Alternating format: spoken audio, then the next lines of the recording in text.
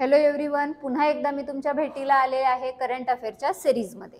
आता आजचा टॉपिक आपला थोडासा डिफरंट आहे, right to disconnect for workers. आपण पहिल्यांदा कधी या प्रकारचा राईट ऐकलेला नाहीये किंवा आपल्या लक्षातही नसेल तुमच्या, बरोबर की नाही। आता राईट टू डिस्कनेक्ट याच्यामध्ये नेमकं काय गोष्टी येतात ते आपल्याला बघायचे आहेत। ऑस्ट्रेलियाने काय केलेलं आहे, ऑस्ट्रेलियामध्ये हे राईट टू डिस्कनेक्ट ऍक्ट जो आहे तो इम्प्लिमेंट करण्यात आलाय आणि कधी केलाय, ऑगस्ट 26, 2024 पासून। 26 ऑगस्ट 2024 पासून ऑस्ट्रेलियामध्ये काय झाला, right to disconnect act pass झालाय। आता याच्यामध्ये नवीन रूल्स आहेत, त्यांच्या संदर्भात आपण बघूयात की हे जो राईट टू डिस्कनेक्ट आहे जो इम्प्लिमेंट झालाय ह्याच्यामध्ये काही नियम असे आहेत। आता तुम्ही बघत असाल आसपास वर्किंग आवर्स जे आहेत ते खूप वाढलेले आहेत कामगारांचे। नारायण मेघाजी लोखंडे यांच्यापासूनची आपल्या भारतामधली एक तुम्ही हेही बघितली असेल सिरीज की कशा पद्धतीने वर्कर्स लोकांसाठी त्यांनी काय केलेले आहेत, काम केलेलं आहे। रविवारची सुट्टी त्यांनी आपल्याला दिलेला आहे, बरोबर की नाही। आता वर्कर्स जे आहेत त्यांच्या रिक्वायरमेंट पण काळानुसार बदलणार, तर त्यांना फॅसिलिटीजही आपल्याला बदलाव्या लागणार।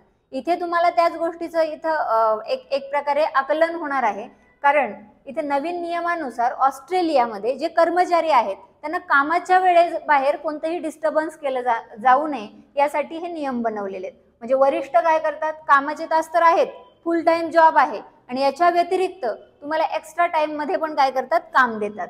म्हणजे घरी असाल तर तिथे डिस्टर्बन्स, सुट्टी असेल तर डिस्टर्बन्स, मग याच्या व्यतिरिक्त तुम्हाला मेल येत आहेत, मेसेज येत आहेत, तर ते उत्तर देण्यासाठी ते वर्कर बांधील नसतील अशा प्रकारचे हे नियम आहेत आणि याची खूप गरज आहे। आज जर बघायला गेलं तर वाढती स्पर्धा आहे, लोकांच्या पण गरजा आहेत, म्हणून जो गैरफायदा घेतला जातो, काही कंपनीज असतील, काही सेक्टर्स असतील तिथे, तर तो गैरफायदा इथे टाळता येऊ शकतो आणि इथे मेंटल वेलबिंग जे आहे, मेंटल हेल्थ आहे ती सुद्धा व्यवस्थित राहू शकते त्या इंडिव्हिज्युअलची।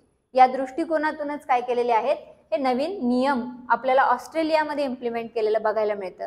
असे काही नवीन गोष्टी आहेत त्या साहजिकच तुम्हाला कुठे युटिलाइज करता येतील, आन्सर रायटिंग मध्ये, एसे मध्ये, ओके। तिथे तुम्ही ह्या गोष्टींना काय करू शकता, युटिलाइज आणि एक्झाम्पल देऊन तुम्ही डिटेल्स फिल करू शकता। लक्षात येतंय तुमच्या? अशा पद्धतीने हा सुद्धा काय होता, एक छोटासा टॉपिक जो आपण इथे कव्हर केलेला आहे। Thank you so much for your participation and cooperation. जय हिंद, जय भारत।